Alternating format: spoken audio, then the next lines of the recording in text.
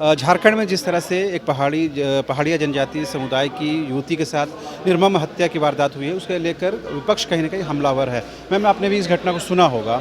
जब आपको सुना तो क्या लगा, इस पर क्या रिएक्शन होना चाहिए राजनीतिक तौर पर? देखिए, राजनीतिक तौर पे इसमें पहले तो इसमें पॉलिटिक्स करनी नहीं चाहिए। बहुत ही दुखद घटना है। सुनते ही मैं एक लड़की होने के नाते मेरी रोंगटे खड़ी हो गई थी। और जिस तरह से दिल्ली में जो श्रद्धा और आफ्ताब पूना वाला केस था, वो वही यहाँ पे भी हुआ है।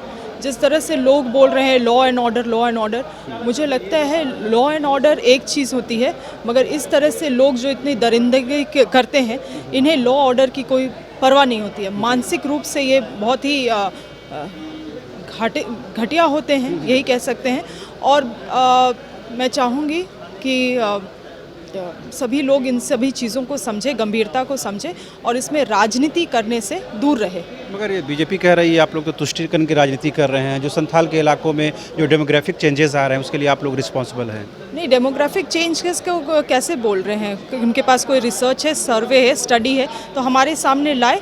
अगर सही में वहाँ पे डेमोग्राफिक चेंज हो रही है और ये चीज़ को ये प्रूफ करते हैं, तो इसमें सरकार कड़ी निर्णय लेगी। जी, आप ये मानते हैं ये कानून व्यवस्था की ये बात नहीं है, ये किसी भी सरकार में इस तरह की वारदात थम नहीं सकती है क्या? देखिए, इन सभी तरह की घटनाएं बहुत सारी जगहों पे हो रही हैं।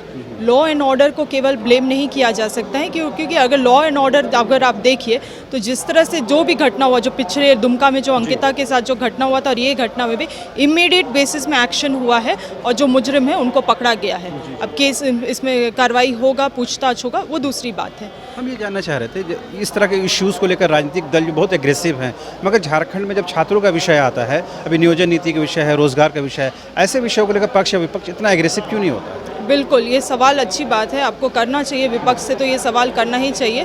नियोजन नीति जो रद्द हुई है, उसमें उनकी भी जो विचार है वो आपको जानना चाहिए। हमें जहाँ तक लगता है, जो नियोजन नीति को रद्द किया गया है, सरकार की जो मंशा थी वो कोई गलत नहीं थी। जो कहते हैं कि आर्टिकल 16 का उल्लंघन हुआ है, अनकॉन्स्टिट्यूशनल है, अगर आप देखिएगा तो उस आर्टिकल में ये भी कहा जाता है कि exceptions can be made by the state for backward classes and ST SC। तो अगर ये सरकार उन लोगों को 3rd और 4th ग्रेड में प्रायोरिटी देना चाहती थी तो ये कोई गलत बात नहीं था। मगर हालांकि कि यूँ कोर्ट से अगर ये निरस्त कर दिया गया है, तो हम चाहेंगे कि वो कोर्ट की प्रोसीडिंग्स भी हर एक विधायक को दिया जाए, ताकि उसकी जानकारी हमें मिल पाए कि किस तरह से कोर्ट में इन सभी चीज़ों को रखा गया था। और साथ ही साथ एक जल्द से जल्द सुप्रीम कोर्ट में जाना एक बात है, मगर मेरी राय आप पूछेगा तो मैं चाहूँगी कि जल्द से जल्द एक अलग सी नियोजन नीति बनाया जाए कट ऑफ डेट के साथ, और सभी चीज़ों को साथ में लेते हुए जल्द से जल्द इसे पारित किया जाए, स्पेशल सत्र बुला के। ठीक, तो आपने सुना, ये थी मांडर की विधायक, जिन्होंने साफ तौर पर कहा कि नियोजन नीति को लेकर के तुरंत एक नई नीति की लाने की ज़रूरत है और इसमें एक विशेष सत्र बुलाकर के इस नीति को पास करके जल्द से जल्द धरातल पर उतारने की ज़रूरत है, ताकि बेरोजगार नौजवानों के साथ किसी तरह की इनजस्टिस ना हो। फिलहाल मुझे और मेरे कैमरा सहयोगी राजा को दीजिए इजाज़त। नमस्कार।